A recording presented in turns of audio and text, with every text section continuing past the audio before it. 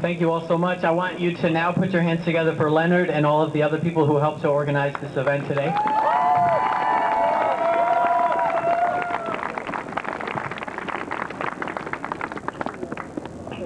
Good evening, everyone, and welcome to this rally. My name is Leon Allen. I'm a senior here at the University of Illinois in History and African American Studies. I'm also a lifelong resident of Champaign-Urbana and a member of the Progressive Resource Action Cooperative, better known as the PRC. The PRC is an activist organization that has been involved in the anti-chief movement for 15 years now. And because of your work, this year may very well be the last.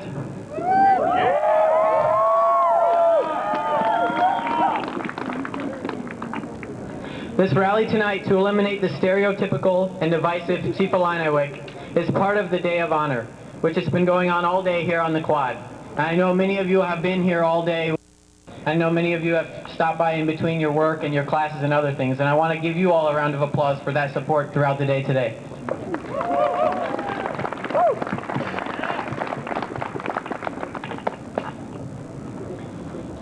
I hope that you all had the opportunity to come out and participate in the events that we had here today, and I couldn't help but notice that real Native culture here was displayed on the quad today, and none of it resembled a white boy wearing feathers and dancing at halftime of a sporting event.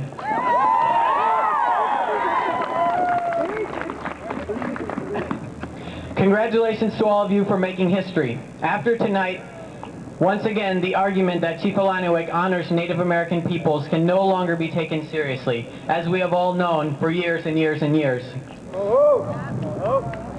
We have a great list of speakers lined up for you all tonight, so let's make some noise for all the people that have agreed to speak with us.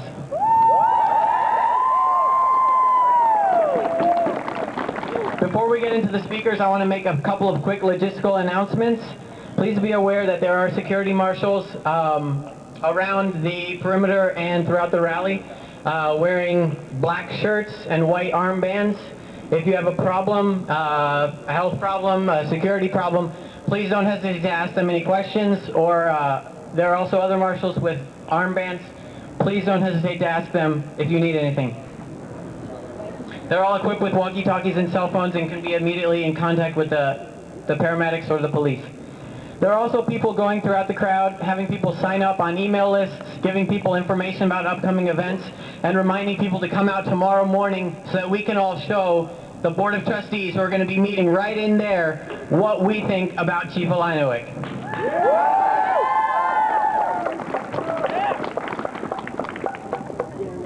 We also have tables over here with literature. There's information on the screens over there, so please check out the informational tables after this event and get more involved in this struggle, in this ongoing struggle, because it's not just about tonight, it's not just about tomorrow, it's about every day until there is no more racist chief on our campus.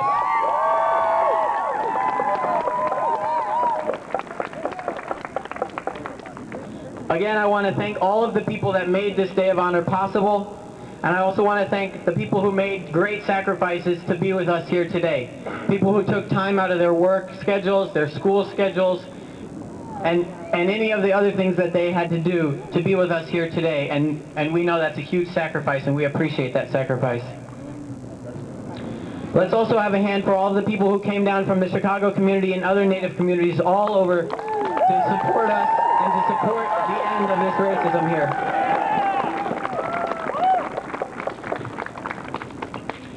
To fulfill both the mission of this school as a public institution created to serve the people of Illinois and the larger mission of justice, we must eliminate the chief and make it possible for Native peoples to come here without fear for their safety or well-being.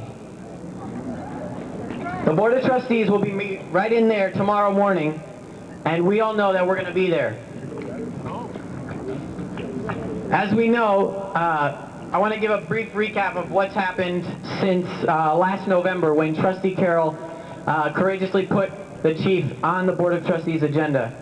After the Board of Trustees refused to take a stand, refused to eliminate this racism from our campus, from our community, from our country, the resolution was tabled, and the divided campus and community continued. Carol was forced to table this resolution and promised to bring it back up again in March in Urbana. That would be here tomorrow.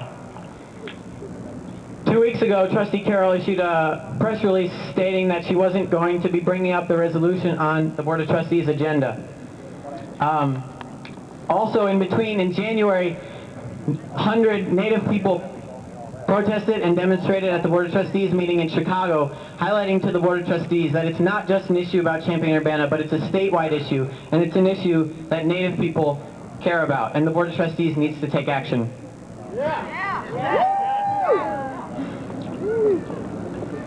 This rally is the culmination of the Anti-Chief Month of Action, put together by a coalition of dozens of organizations throughout the community and campus. This has included numerous events from educational showings of videos, discussions, to hip-hop events, speaking out against racism in the Chief. This rally here tonight is showing our collective voice as all these organizations and people come together to demand that the Board of Trustees finally put an end to the racism on our campus.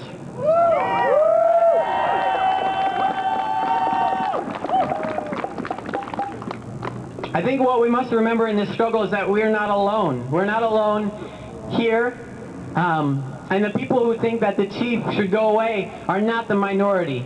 The vast majority of the people in this country and around the world view this campus and community as backward, while a relatively small number of people in Central Illinois who are fighting to keep this tradition of mockery alive. Tonight, we are sending a clear message to the board and to the people of Illinois that the people of Illinois are tired of their waiting games and will not take it any longer. This issue is important for people all over the country as they fight in solidarity with us. Just yesterday, we received well wishes, good luck, and encouraging words from people coast to coast. People in Oregon are organizing to keep their school from playing the University of Illinois because of our racist mascot.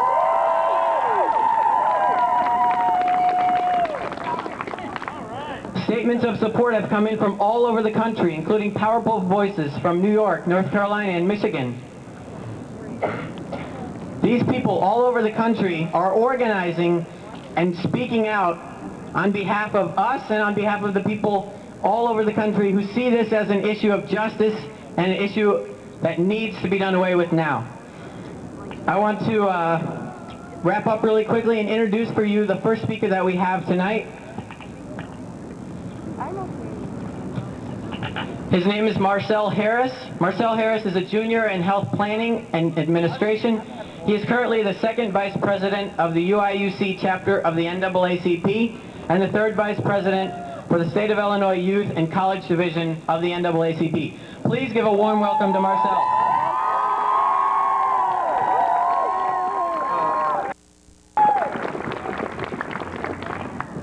How are you doing? When it comes to choosing between keeping the Chief and retiring the Chief, there truly is no choice.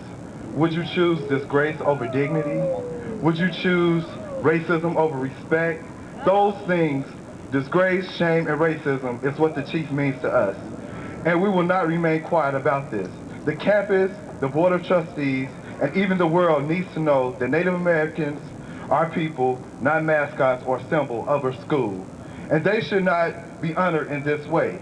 Tradition, they say, tradition is why the Chief needs to stay. Slavery was a tradition.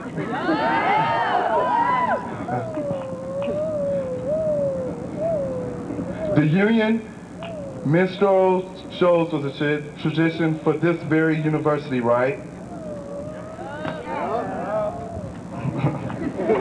What about the tradition of separate but equal? Tradition is no excuse to keep something that isn't right. How long would this keep on? Just as we have fought to get rid of some of these traditions, we will continue to fight until they get rid of this tradition. It is appalling to us that the majority will not listen to the Native American voice and that they claim to honor.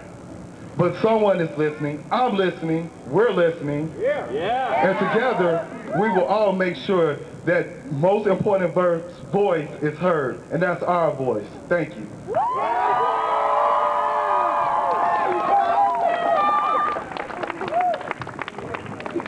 Thank you, Marcel. Let's give a hand for Marcel and the NAACP.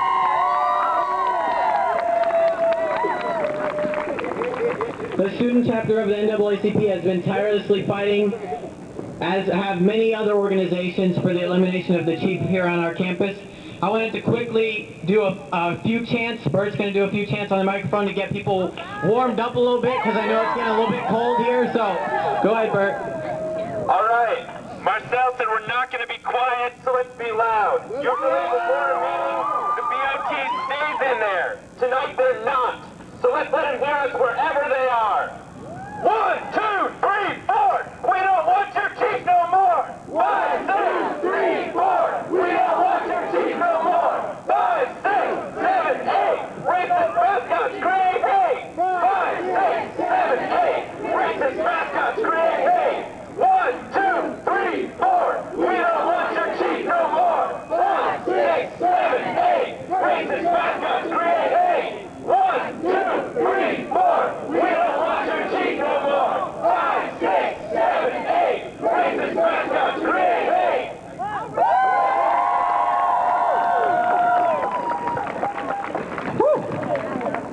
I'm feeling warmed up already.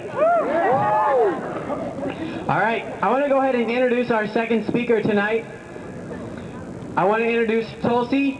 She's a member of the South Asian Collective, SAC, here on campus, which aims to offer a platform to critically discuss social, political, and economic issues related to South Asia and the diasporic communities.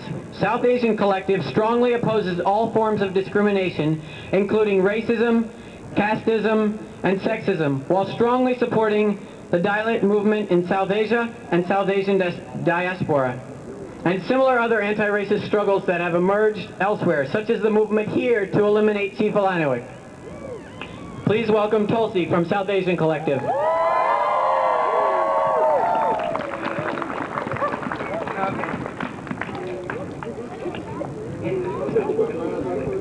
Okay. Hi everyone. I come from the South Asian Collective, a group on campus, like Dion just said, that opposes exploitation of all types, be those based on race, class, color, sex, or sexual preference. That is why we are here to say we support and demand the elimination of Chief Illiniwek.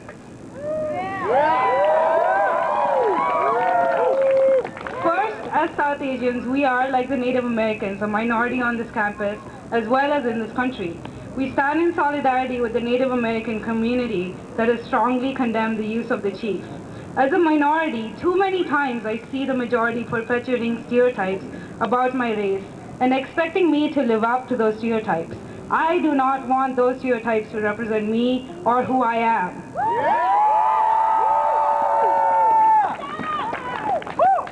In the event that a revered symbol of the South Asian origin was used by a sporting club, or a university for that matter, it should fall upon the South Asians to decide whether the symbol can or cannot be used.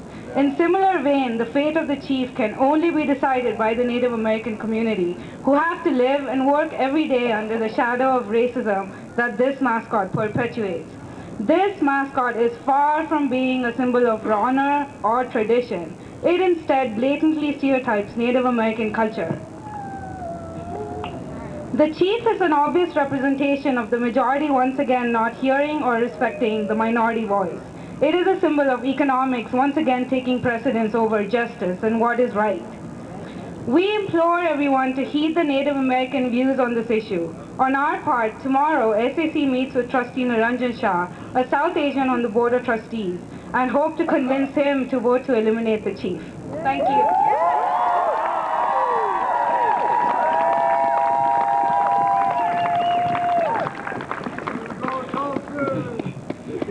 Just as Leonard said, way to go, Tulsi. Thank you, Tulsi and the South Asian Collective. They've also been very active in participating in this Anti-Chief Month of Action, helping to organize events. As Tulsi just said, they're going to be meeting with Board of Trustees member Shaw tomorrow with some Native students and other people as well to put Trustee Shaw's feet to the fire and make him live up to his commitment to diversity on the Board of Trustees.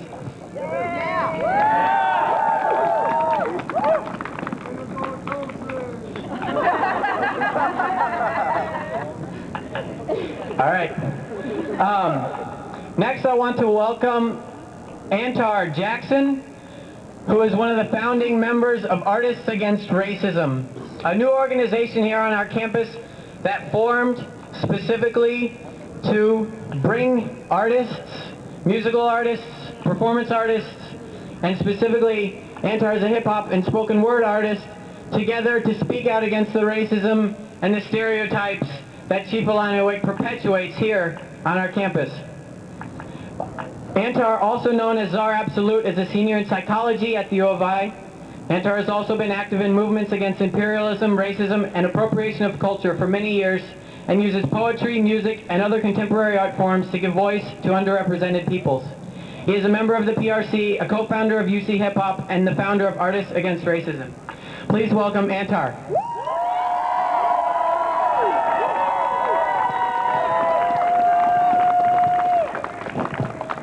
I just want to thank everybody for coming out here tonight, braving the cold weather. Right on.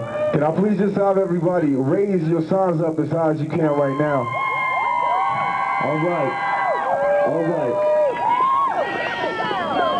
Once again, thank everybody for coming out here tonight, but we need to realize that it is equally as important to be here tomorrow morning to show them how we really feel about the chief. All right? I got a little speech here. It's called The Call.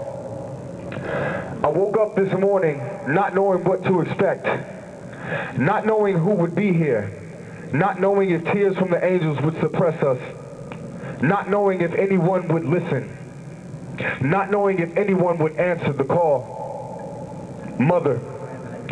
My mother grew up in a small town in the middle of the Delta State, where the blood of two original peoples boiled in the heat of the night while being stirred slowly by Mother Earth's soothing palm. Choctaw country. The wind blows through magnolia trees to reveal the sweet smell of a dish best served cold. One leaf falls from the family tree, rolls softly upstream, and breaks the shore in the land of the wild onion. Father never really cried, but his people did. When they dragged us by the multitude across the mountains, the woodlands, this prairie, by the thousands like cattle, one soul wanders towards the North Star, all for the sake of losing chains. He found nothing but more shackles as he passes through the boughs of Lincoln's logs, cornfields, and cattails. Cherokee Nation. Africa. Swimming underneath the bows of the vessel of eternal struggle, under the roof of the sea, hooked by chains, pulled out, gutted, seasoned, and grilled freshly and served as a strange fruit. Life is a dance that circles the eternal fire of the Creator, but someone must break the cycle. Someone must answer to the call. Are these our traditions? Are these the institutions that we honor? We must understand that in our non-action, we support these institutions. I remember one day on my way to school, I told my father that I hated politics and I wanted nothing to do with it. He looked at me and just smiled, man. He smiled with the patience of 465 years and the hope of a millennia to come, and he said, "Son, we're all politicians." In his simplicity, he underscored two principles. One, we are all American citizens and thus entities of a political state. Secondly, thus we are all responsible for upholding the pontifice of justice to ensure our rights under that state. In other words, if we are dealt a raw hand, we don't politely ask the dealer to shuffle out new cards or cash in our chips. We stand tall, throw the cards on the table, and deal out our cards from our own deck.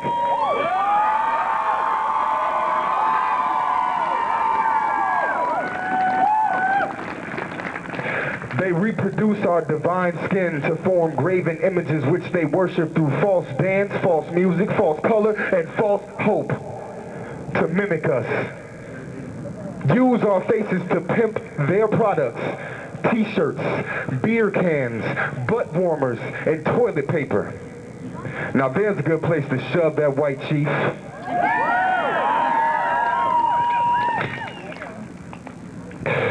Our lives are a double-edged sword, and each fake chant is an incision.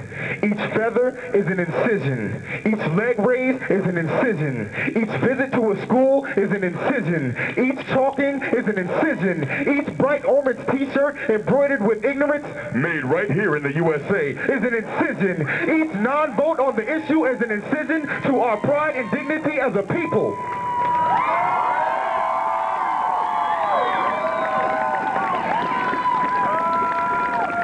And the fact that they tell us that they honor us is the salt on those wounds. All wounds heal with time. They honor us. They honor us, but they won't allow us into their meetings. They honor us, but they won't create or fund cultural programs. They honor us, but they try to systematically silence us by belittling the most loyal of our allies, by throwing them into the monolithic box of white liberal. They honor us by appropriating our identity. They honor us by telling us who we are and never even thinking twice to ask us to show them the way. This is not honor. But this is tradition. With racism lying at the feet of the alma mater, with racism falling from the table of the student government, with racism dripping from their teeth, I can't help but wonder, does it seep so deep into the soil that it keeps the tree that is this university from growing and producing the sweetest fruit this state has ever seen? Ask the board as they search for a new president. Ask Ms. Cantor as she departs for a university who years ago ridded themselves of the symbolic constraints of racism. Though my father's father was the inventor of syncopated cross-rhythmic expression, my mother's drums walk hand in hand with my heartbeat, resonating, liberating vibrations into her womb so that she knows that her children still love her. We still love ourselves. So we will take back what is ours.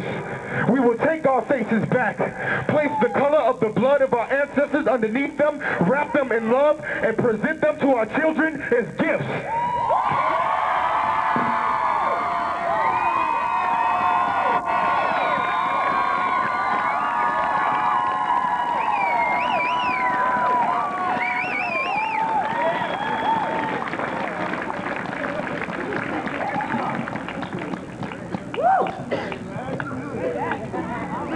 Can you please thank Antar again?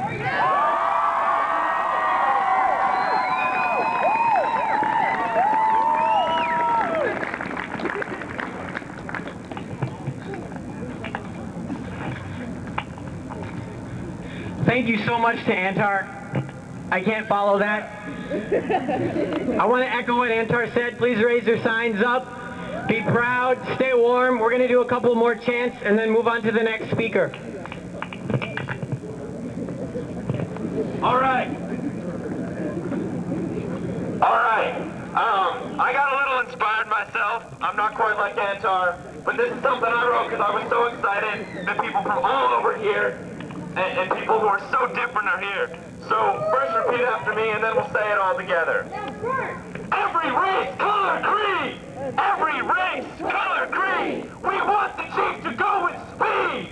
We want the chief to go with speed! Every race, color, creed! We want the chief to go with speed! Every race, color, creed! We want the chief to go with speed! Every race, color, creed! We want the chief to go with speed!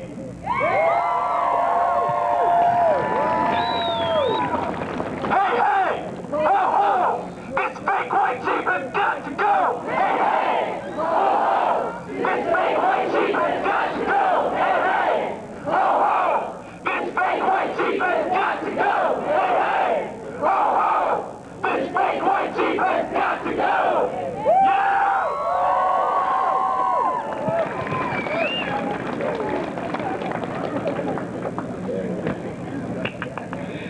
Thank you very much to Bert. I want to give another round of applause to all the people that helped to put on this event, to all the people from Nace College, to all the people here as part of the Anti-Chief Coalition, to all the people who helped to feed people today, all the people that stayed out on the quad all day today, all the people who made this possible. Please, please show your support.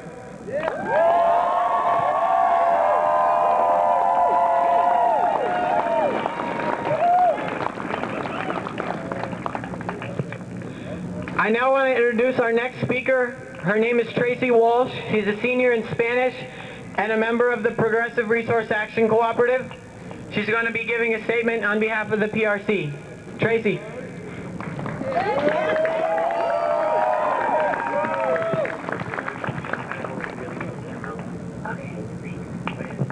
Hi everyone, thanks so much for coming out. My name is Tracy Walsh, and I'm here to speak to you tonight on behalf of the Progressive Resource Action Cooperative. The PRC has been working to remove this pathetically out-of-date symbol of cultural appropriation and utter lack of respect for the past 15 years on this campus. It's been a difficult struggle trying to reach the members of the Board of Trustees. The Board of Trustees has historically been a group of conservative, white businessmen. Until Trustee Carroll had the courage to propose a resolution just this past fall, hardly any members of the board have demonstrated compassion or consideration for respecting Native American culture. However, due to her efforts to promote inclusion on our campus, more members of the current Board of Trustees have come to recognize the need for change. For instance, last November, Trustee Epley acknowledged that the time for change is not a matter of if, but rather of when. While these successes are very encouraging developments in the movement, they still have not managed to eliminate the chief. And now, the campus is steeped in a divisive environment that discourages honest discussion. For example, Chancellor Nancy Cantor has had to endure repeated criticism and even harassment for her efforts to promote diversity on this campus. This issue simply cannot be brushed aside any longer. It is impeding a unified, inclusive environment for Native Americans, faculty, and students both on campus and off. And that must end now.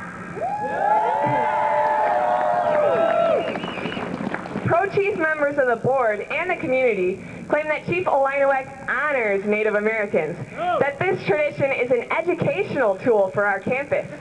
Please, refusing to remove this extremely offensive and hurtful symbol is quite possibly the furthest thing from respect, honor, or education. However, three things it does clearly exemplify are inconsideration, degradation, and ignorance. By hiding under the false pretense of honoring Native Americans, the pro-chief members of the board and the community are only continuing the tradition of racism that has plagued the U.S. from its very beginning. They like to claim that the chief draws attention to Native American culture and helps to educate us on it. How's that? By reducing and appropriating a group of human beings to a consumer culture prep for a football game? By demeaning a minority group's beliefs down to a fake bobblehead caricature ready for a dashboard? Thank you, Board of Trustees, for discovering and demonstrating Native American culture for us all to understand. Sounds to me like they must have taken a few discovery lessons from Columbus. But then, this country has repeatedly neglected to recognize the ills caused by its traditions. Throughout U.S. history, Caucasian groups have held the positions of power. That wouldn't be that bad if everyone was still treated equally and accorded a just level of respect. However, as usual with the U.S., that has obviously not happened. Minority voices have been stifled throughout the U.S.'s history, while the oppressive wills of the white majority have been promoted. Therefore, it is quite fitting that this misuse of power should happen right here on our own very campus. It's only one of our country's traditions, folks. However, by refusing to acknowledge the voices of Native Americans when they say that this attributed, stereotypical symbol is hurtful, the U of I is directly inflicting harm on a group of people. And you know what? It's 2004. This issue needs to be resolved now. And now the Board of Trustees and other members in the power structure here at U of I are coming to realize that this issue simply cannot be avoided. It's becoming a little tough for them to attract people who want to be the new chancellor or the new president on a campus that is this divided and unjust. It's becoming tougher and tougher for them to repeatedly ignore the voices of the Native American community while natives are trying to educate people about their own culture with our Native American house here. It's getting a little tougher now to justify their actions towards the Native community under the false shield of tradition when we have other diversity-promoting programs on our campus like Project 500 and the Brown versus the Board of Education Jubilee. It's also quite a bit harder now that this issue is finally receiving the national media attention that it so deserves. Now, it's 2004, and things are becoming quite embarrassing for our innovative institution here at the U of I. That's why this must end tomorrow. The Board of Trustees, the pro-chief board members of the trustees, cannot continue to neglect the truth of this situation any longer. Why should the voices of the Native American community have to be shouted to be heard? Because 9 members on a committee that's supposed to represent them refuse to listen? I don't think so. That is one tradition that must be eradicated from this country and from this campus. Thank you all so much for coming out here tonight. Seeing so many different groups and individuals united here to stand up for justice is extremely encouraging. Only when people come together to listen and to recognize the truth of a situation will anything that could possibly be deemed as honoring Native Americans actually happen. Tomorrow, the board is finally going to have to collectively understand that. Thank you.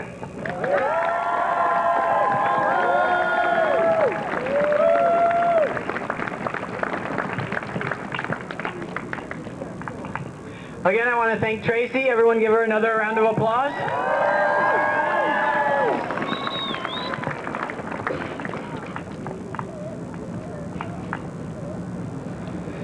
I now want to introduce our next speaker. First, I want to thank this man actually for doing so much to help to organize today, to help to organize people from around the state and around this nation to come together. I think many of you have met him, know him. I want to give a big thank you to Leonard.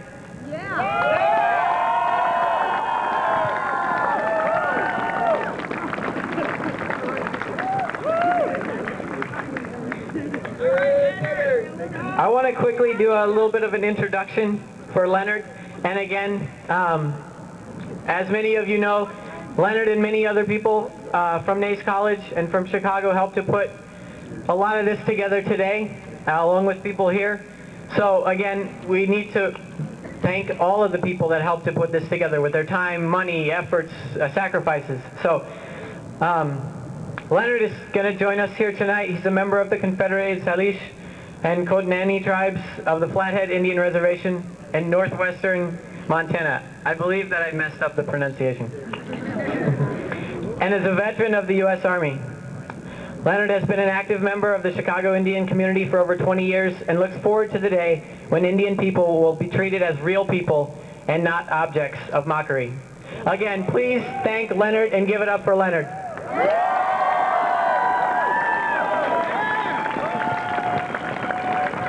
Okay, that's all good. Hey, anybody know what time it is? What time is it? That's what I'm talking about. Hey, thank you for having me here to speak with your group here, the PRC, and thank you so much to PRC for all the help you've given us here in the last couple months. We came down here about 4 months ago in November. 4 of us came down walking into this hall here when there was a Board of Trustees meeting. It was kind of scary to walk in there and a lot of pro-chiefers were in there, and there were 4 Indian people walking in, but you should have seen the reaction, man. It was really something. I mean, they just stopped dead. Wow, real Indians? Like they didn't really believe that we really existed, and it was kind of funny. It made me feel kind of good. And that was Davis Wounded Eye from the Northern Cheyenne Indian Reservation. He was with me, and Christine Red Cloud from the Northern Ojibwe reservation up in Minnesota, and Norma Robertson, Sister Watson Sioux from South Dakota. We came down here, and as we were driving in, we heard on the radio that the vote had been tabled by the Board of Trustees, and our hearts kind of sank, because we were here, 4 of us, coming down to just let everybody know that we didn't like what was going on. And on our ride back home to Chicago, we got to talking, hey, us 4, if it's only going to be 4 of us, we need to let our voices be known. And we got to talk and said, well, why does it only have to be 4 of us? It could be a lot of us. It could be a whole lot of us. We just got to start working toward that goal.